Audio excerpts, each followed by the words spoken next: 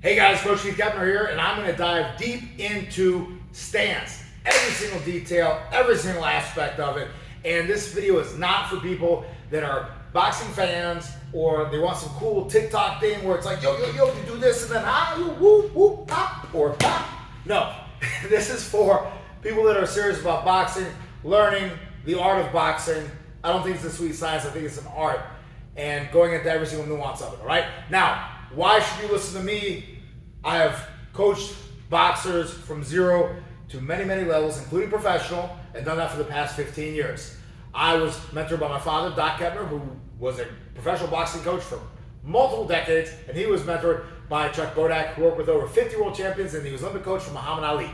All right, now, we're gonna talk about stance, and again, all the details. So buckle up, sit back, and either get really psyched up about this or chill and relax and listen and hopefully learn, no matter what level you are. If you're a total beginner, this will be massively beneficial. If you are very advanced, this is also going to be beneficial because it's either going to remind you of crap that you maybe have been neglecting or forgotten about, or maybe, just maybe, give you a more nuanced idea, concept, way to look at something, or even a new tool that you never thought of before that maybe you weren't there that day at the gym they taught it, and now you got it in your arsenal, and now you can rock and roll, all right? Now, I basically talk about stance in four main chunks to simplify it, because it's gonna be pretty hard to argue these four basic, super basic chunks. And then though, I'm gonna go deep into feet position, all the stuff with that, knees, hips, torso, all the stuff with that, shoulders, arms, and hands, all the stuff with that, and then even talk about head position. Right, now, the four main pieces though, that I challenge anybody on this YouTube boxing internet thing to challenge me on here. Four basic things that you want with your stance. You want to be sided up to some degree, all right? I don't care if you're more of an open stance position or you're like straight up, old school side up, like I tend to be. But you want to be sided up to some degree. If you're like, yo, I box and you just stand like this, most everyone can agree that's not a boxing stance, no matter how they're coaching it nowadays at some different places. Now, the next thing is you want to have your hands up. So side up, hands up. Now hands up, what does that mean? It means anything you want it to mean. It can mean your hands are here, they're up. It can be up here, it can be here, whatever. Anywhere of those areas. But if I'm like, yo, I box, and I'm just like this, that's my boxing stance. You'd be like, well, dude, like, where are those hands at? So hands up. Then you have chin down, because no matter how many fighters don't keep their chin down as good as they could, I think we can all agree that chin down is more advantageous than chin up, right? You would never want to say, hey, put that chin up higher, but you would want to say, put that chin down further. Now, and like with everything, it's an art. So I can point to many boxers that are very successful that have their chin not down as much as I personally would like it. One that comes to mind is Shakur Stevenson. Now, so again, I'm not saying just because your chin isn't down, you're going to get knocked the F out, but what I am saying is that you're going to make it more likely. And you have to now rely on a whole bunch of other things to make sure that doesn't happen. Let's just make it easy. Let's make it easy. And the last one is knees bent. If I do all this stuff, my legs are locked out, you'd be like, dude, what are you doing? That's not a boxing stance. And we can all agree upon that. And if you can't agree with that, I think you're the person with the problem. All right? I'm just saying. Now, let's go into every single detail of how I was taught stance by my father, how he was taught stance, and all the nuances I've learned through coaching it as well as boxing. Now, you have your feet positioned in and of themselves. The way I like to describe just how your feet are pointed is a clock. So imagine I have a good clock right here, and this is 12 o'clock, and this is 3 o'clock. Our lead foot is not 12 o'clock, it is about 12:30, and our rear foot is about 3 o'clock to 2:30. 2:30 is probably the most favorable position, but you are not at 4 o'clock or 5 o'clock, and you're not at 2 o'clock or 1 o'clock. Because think about it, if I was like that in my stance, I'd be more like this, or if I have it both feet like this, it's no good either. Why is that important? Well, if I'm like this, my hips are completely closed off, everything's closed off, so if I want to shoot it to a straight rear hand, I'm going to have to open it up, just like a baseball player would. And I don't have the time to do that. There's a lot of tell that's going to occur with that, and it's going to be problematic. So I want to have that foot open slightly all the time. Now, why don't I want it generally like a fence or pointed straight forward, 12 o'clock? because that's going to hurt a little bit of my lateral movement and lateral work that you might be doing in boxing, because it isn't just forward and back. And so therefore, a little bit more of that relaxed off to the side position, about the 12-30 position, is better. Now with that rear foot, why don't we want it more at a 2 o'clock position? Because automatically, see what happens, my hips go forward, and that's going to open up our body a little bit more. Now, does that mean you're going to get murdered and killed every time you open your body? No. But what it means is that if you side yourself up a little more with your hips and your shoulders, you're less of a target, and it also going to allow you to get a little more power on your rear hand punch, and those are all good things. Now, you can get away with a lot of things. You can get away with a more square stance, but I would make the argument, let's design our stance. And this is what I've found through not only my time boxing, but working with boxers. Let's design everything we do based off of pretending you have no talent. And then if you have talent in any area, you are going to be way more successful. Does that make sense? So if you have, for instance, a style, or you learn boxing away or practice boxing away that relies really hardcore on your toughness, then your toughness is going to run out. If it relies on your speed might run out. If it relies on your power might run out. But if you build everything on a solid foundation of the foundations, the fundamentals, then your talent is freaking your seasoning. It's your salt, your pepper, your garlic, your onions. It makes everything taste better and be better, but it's not the core of the dish. I don't know about you, but if I'm going to have dinner, I would rather have those core foundational ingredients of the meat and the pasta or whatever, and not just the salt and the pepper. But when we work in the garlic. But oftentimes people will have their stance and their style and so much of what they do, especially at different levels, where it's a bunch of garlic, a bunch of salt, and there's no meat and there's no pasta or anything else. All right? You want the protein, you want the carb. Now, because you can see plenty of boxers that don't have a lot of gifts and talents that are pretty darn successful because they build up those foundations. Right, now let's talk about where our feet are at in terms of, are we on a tightrope? Are we off a tightrope? Are we like this? How are we at with it now that we have a foot position? I would like the idea of, if we have a line, my heel is on the line and my rear heel is on the line and my lead ball of my foot is on the line. I love that position right there. And does that mean you can't depart from it? No, you can depart from it. But what's beautiful about that is it allows you to do that without being on a tightrope, allows you to be more sided up, so you're a smaller target with everything, and still allows you that little bit of lateral balance and everything else that we need. It's that nice happy spot that I have found, but also it is a position that I was taught, and I've played with a lot of different things, and it just seems to work out the most in terms of power, movement, and many, many other things. All right, now, how far apart should those feet be? Should you be out like this? I see boxers like that. Shouldn't I be like that, Coach Keith? Well, guess what? If you are like this, you're not going to get murdered or killed or never be able to win a fight. I'm not saying that. But a challenge of this position is, if the feet are wide, very wide, is that if you want to step or even step in a little bit with one foot, it's pretty hard to do. You have to bring the other foot. But if we're a little bit more shoulder width or slightly wider than shoulder width apart, now, not only can you move a lot, there's a lot of other things you do from this position, but guess what? If you wanted to just step in with one foot, you could.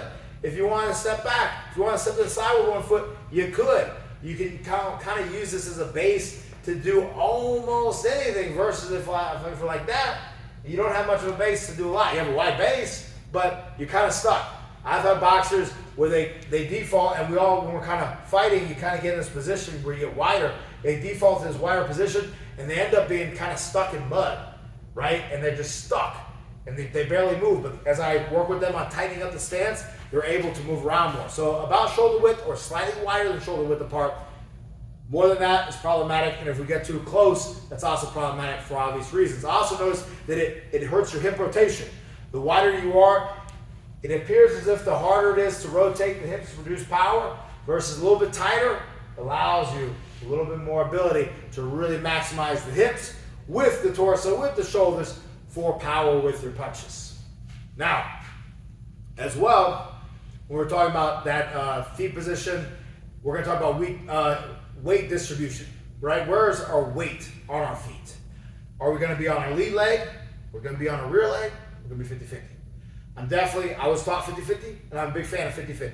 Because again, we're talking about the base we're building. Now, does that mean you as a fighter, you tend to be a little bit more on the back? Cool. If anything, Sometimes I'll work with my guys on being a little bit more in the back. One thing I really haven't worked with, I haven't worked with any boxer, and is more weight on the front. Because almost everyone naturally puts more weight on the front when they start boxing. They're here and they're leading with their head. And as most people will tell you, you don't want to lead with your head in boxing. And the only time you would want to have any argument for putting the head out there is to bait something. But that is a calculated move you're doing. It's not an unconscious thing that you're doing that you can't help, right? It's kind of like, the lead arm down position that people call the whatever, Philly roll or the Michigan roll or whatever you want to call it, because it's been around forever and it's just part of boxing and it's not from Philadelphia alone. But if that's your default position you're starting out, and that's like you just go there because you can't help it, that's going to be problematic. But if you go there because you thought about it, because you did it for reasons, then you can make an argument for it, it's fine, right? But again, if that's your default, you got problems, all right? If your default is you're wide as hell, you got problems. But if you go wide as hell for reasons, then it's not a big deal, right? That's how this works. That's why it's an art. But with weight distribution, I like about 50-50, and you can make an argument for slightly back, but not for slightly forward. Everyone leads with their head, opens you up for more uppercuts. Your head is the most important thing. That's your most important piece, like in chess, is going to be your king and your queen.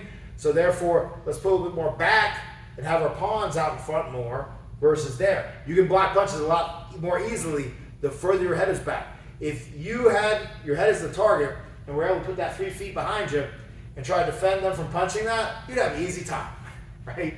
But if you put that head like right up on them, then it's going to be easy for them to punch, unless you're smothered all the way. But then if you lead in with the head, then it's an easy push down, an uppercut time, and you don't have any weight. Because if you're a shorter boxer like myself and you get in there and you come forward aggressive, the head comes forward. Not only can they run you into uppercuts, but then also they can push you down easily. And I know that's technically illegal, but refs will let people get away with it. Let's not put ourselves in that position. So if they do push down on us, we're more center balanced, and therefore we can just stand up off the push. If you're like that, you can push down easy, and that's a problem. You might not have had anyone do that to you, but the moment you start having someone doing that to you, it's going to mess you the hell up. Trust me. So you want to lean more towards center. Now, with the actual feet themselves, how do we want to be? Do we want to be up on the balls of our feet the whole time, like this? Do we want to have the back foot up, balling? I'll be like that. What I like is that we are not going to be heeled, but we're going to be about mid-foot, flat, relaxed. Okay, that's it. Nice and relaxed. Why am I telling you to be like that? Does that mean I'm telling you to move flat and relaxed in the middle? No. Move on the balls of your feet. Yes, move on the balls of the feet and let the heel lightly set. That's the way it was described to me. It's a great way to think about it. Because you do want to be able to set the heel down if you're defensively blocking punches and looking to counter. Because if you're blocking punches up on the balls of your feet, hard punches are going to move you around easily. But if you are blocking punches and you're set, you can not only create a hard counter off that, but you can block sturdily. All right? Now, of course, if you're looking to just move, to step out of something, yes, you can be balling all day long and it's not a problem. You just want to avoid those heels. But learn how to just be set and settled so that therefore you can literally box 20 rounds or 30 rounds or box from morning time to evening time. The more you're up on the ball, the more energy consumption that's going to be and everything else. Now, of course, you can make an argument for being a little bit more bally if you're looking to maneuver quickly, right? If I'm looking to use my feet a lot and use my footwork to get me in and out of things, you're going to probably want to favor more ball, just in general. Almost let the heel touch. But you definitely, in general, don't want to make a default where you're up on it the entire time. Now, there's some schools of thought. I remember my dad talking about, like one coach where he talked about, oh, you want to have the back of your foot cocked up. Again, if you want to get that nice launch of attack, or if you're leaning in purposely so you can pull back, those things might be applicable. But in general, you're cocked up here all the time. No. Set it down. Be nice and relaxed. Move on the balls of your feet, and then set. Things like that. As a boxer, we want to be able to move, and we want to be able to set. If you can't do either one of those things, I believe you're going to have some challenges at some point along the road. And if you look at all great boxers, no matter who they are, they freaking set down from time to time. If not many freaking times. They're not freaking balling all day long. All right? Now, going on to knees, hips, and torso. With our knees, this is an important topic, believe it or not. because probably more for beginners. But I will see, or excuse me, I will, what I had in my time, so my family and I moved down to Mexico in 2008, right before the financial crash in September. So we moved down in July. And I was getting homesick, so I came back up here for a little bit, a couple months, and we had a great friend, older guy, helped me get in great shape for boxing. And he was a big fan of boxing. He tried to help me as a, help coach me with boxing when I was up here for a couple months. But him not having all the context and the nuance that it comes from actually, boxing and working with boxers over the years, like I've done, like my father's done, like Chuck did, he would put you down some weird roads that didn't make a lot of sense, right? You can hear a lot of stuff out there, like you watch stuff on YouTube and and you're like, hey, well, that seems right. But not only until you go rubber to the road, are you like, damn, that doesn't make any sense. Or, man, yeah, that idea sounds good, but in application, not. It is not good.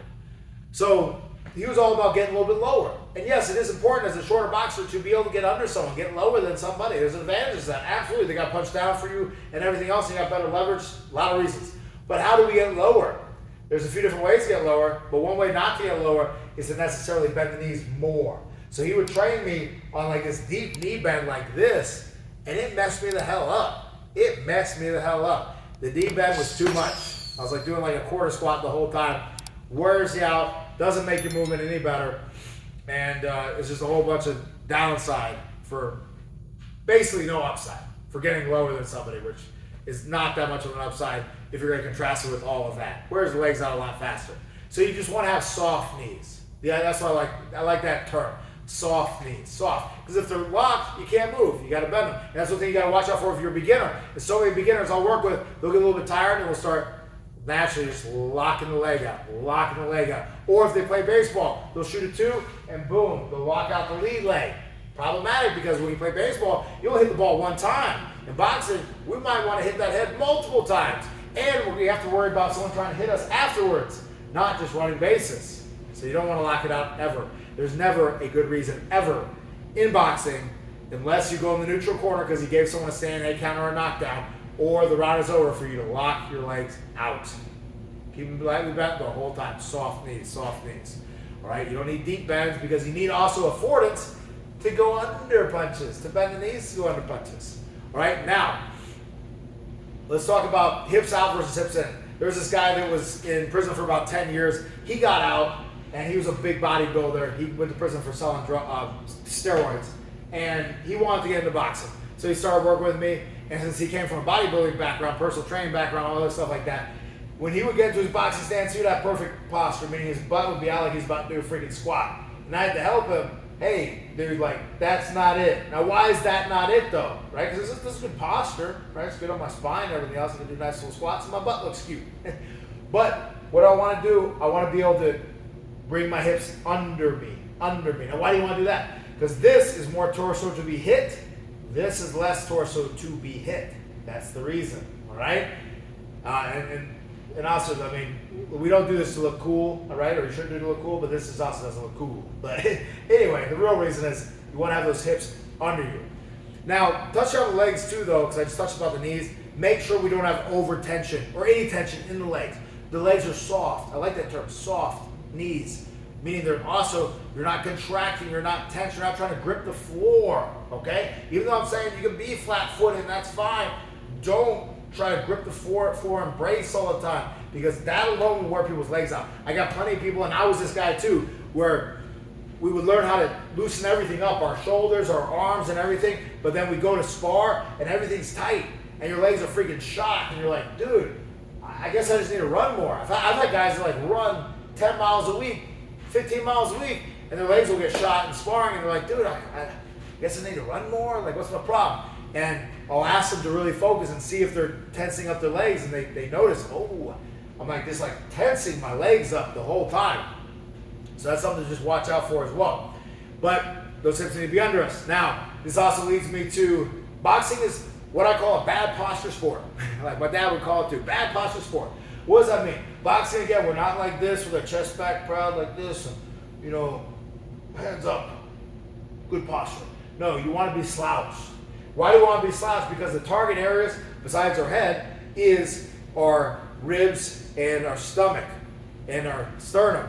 So we want to make that as small as possible.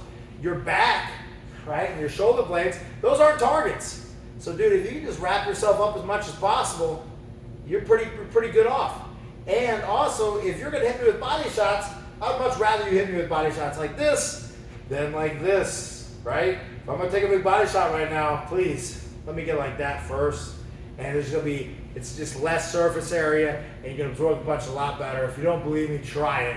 World of difference. But also that leads me to a point as well with this, is make sure we're not overly contracting our core. I've worked with guys that overly contract their core all the time. There's one guy that comes to mind, and he would always be having that core tight, and it led to everything else being stiff.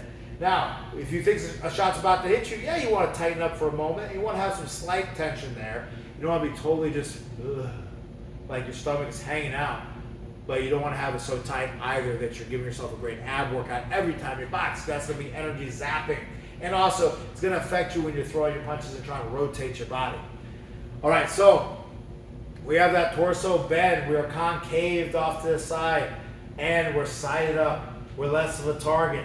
Because again, if you're only trying to hit my body right now, not my head, if I just go like this, dude, I got a pretty good time, right? The more I'm like this, the more I'm like this, the more everything's there to be hit.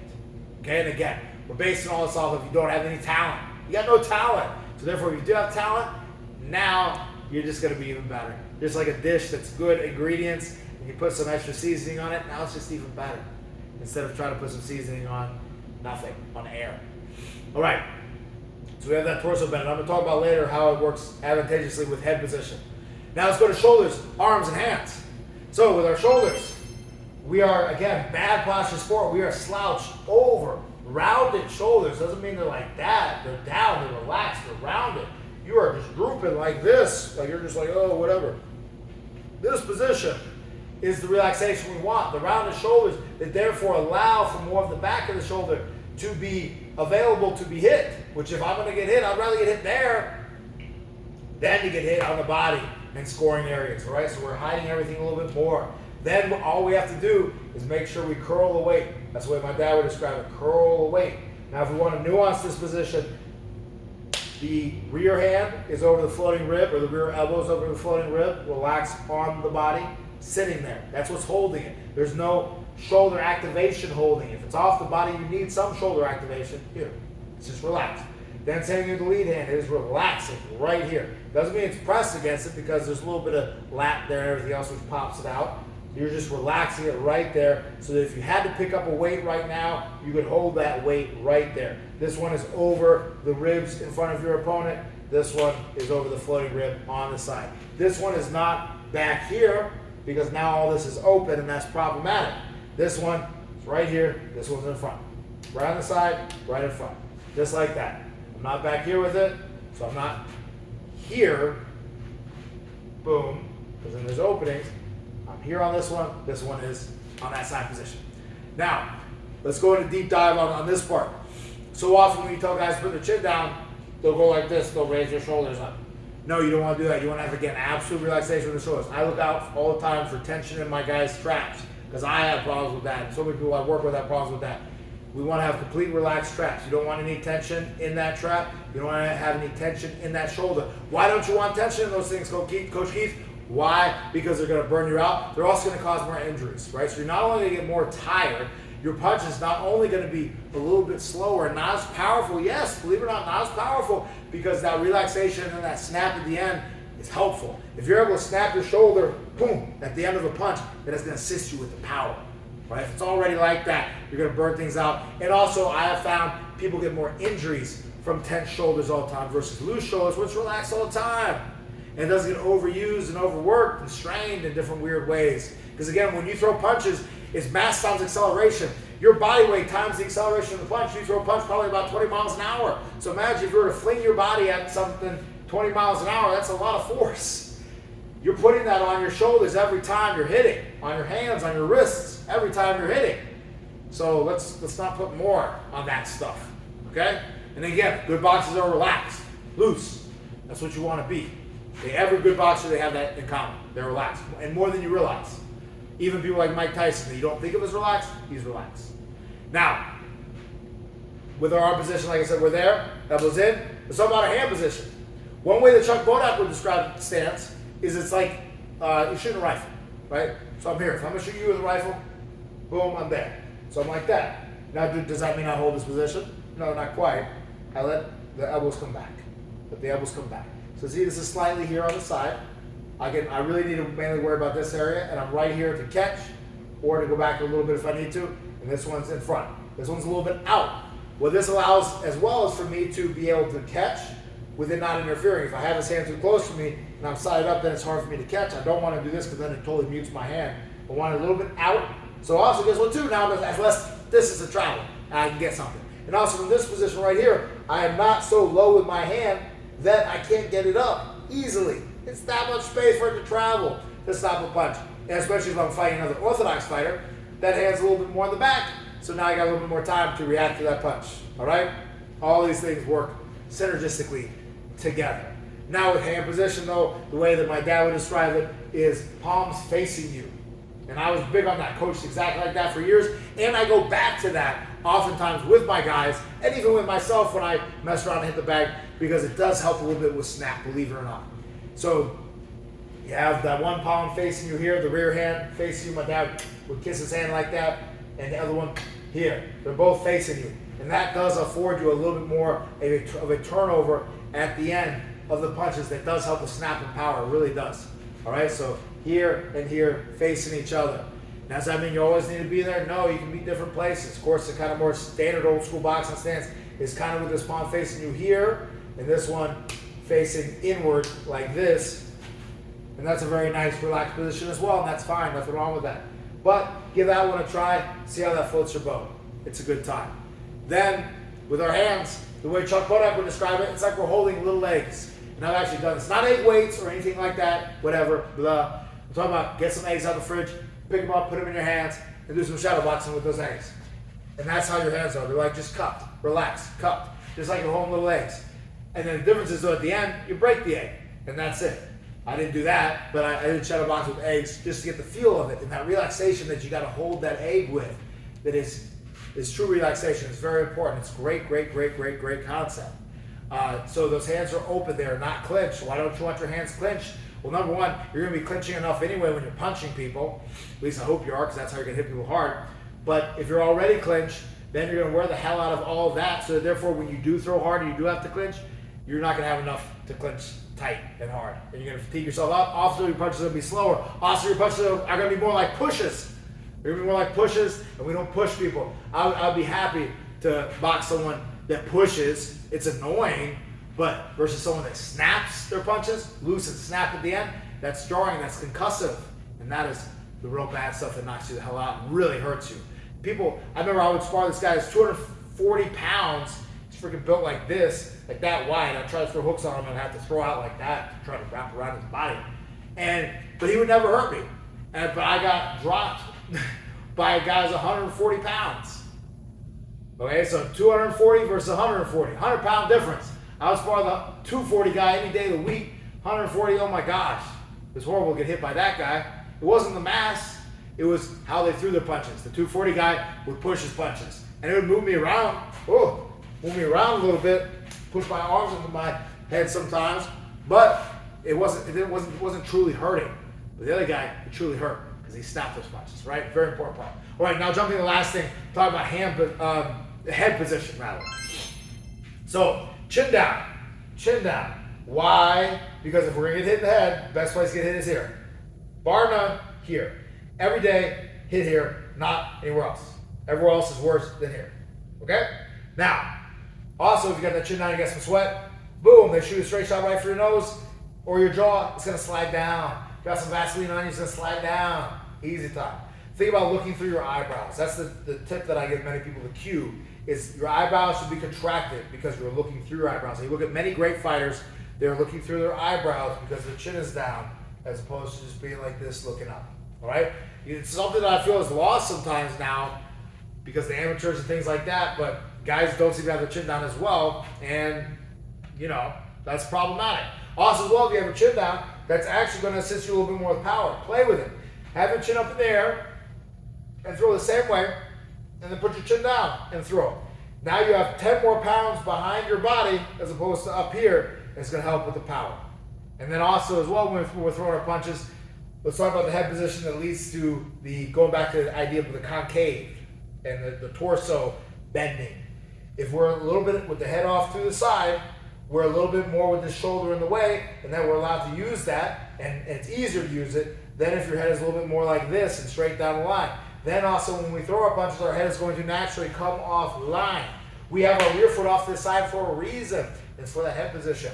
We're a little bit off to the side here, so therefore I can put my head a little bit on that side. And then therefore, when my head's a little bit on that side, if I slip, boom, I can move my head to here. Versus if my head is already here and I want to slip over here, I can't go any further unless I step, all right? Or fall off balance. But if we have it slightly on the side, it's also going to actually be a little bit further away from the right hand, so it's going to be easy for you to see it coming and be able to defend. And then the last point is having the head a little bit on the side. It's going to be less to defend with this rear hand. Beautiful thing. For whether you're Orthodox or if Southpaw, but particularly for my Orthodox friends, you got your liver here. This is more protected, and here a lot less movement rather than if I'm a little bit more here with my head. Even if it is down, because then I got to travel a little bit more. But if I literally can cock my head a little bit like that off to the side, now also a hook comes, ooh, it's not so bad.